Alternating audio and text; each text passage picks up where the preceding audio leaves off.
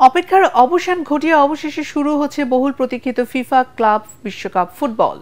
যুক্তরাষ্ট্রে রোববার বাংলাদেশ সময় ভোর 6টায় লিওনেল মেসির ইন্টার মায়ামি ও মিশরের আল আহলি ক্লাবের মধ্যকার খেলা দিয়ে শুরু হবে মর্যাদাপূর্ণ এই প্রতিযোগিতাটি।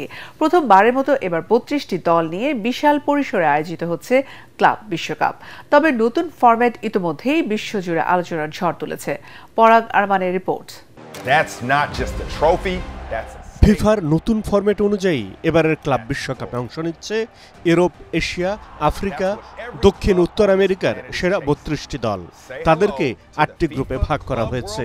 প্রতিটি গ্রুপের শীর্ষ 2 দল উঠবে নকআউট পর্বে। তারপর শুরু হবে হাই ভোল্টেজ লড়াই। যুক্তরাষ্ট্রের 12টি শহরে অনুষ্ঠিত হবে এই টুর্নামেন্টের ম্যাচগুলো। ফাইনাল হবে 13 জুলাই নিউ জার্সির বিখ্যাত মেটলাইফ স্টেডিয়ামে। এই টুর্নামেন্টকে 2026 সালে বিশ্বকাপ ফুটবলের মহড়া হিসেবেই দেখা হচ্ছে। উদ্বোধনী ম্যাচে মিশরীয় দল আল আহলির বিপক্ষে ফেভারিট হিসেবে খেলতে নামবে মহাতারকা লিওনেল মেসির দল ইন্টার মায়ামি। মেজর লিগ সকারে তারা সবচেয়ে বেশি পয়েন্ট পাওয়া দল। তারপর MLS কাপও জিতেছে। তবে আল আহলিও পিছিয়ে নেই।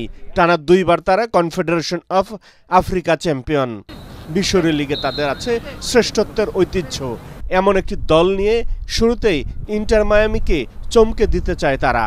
ফলাফল যাই হোক না কেন, বিশ্বের সেরা ক্লাবগুলোকে এক মঞ্চে দেখতে ফুটবল অনুরাগীদের মধ্যে তৈরি হয়েছে ব্যাপক উত্তেজনা।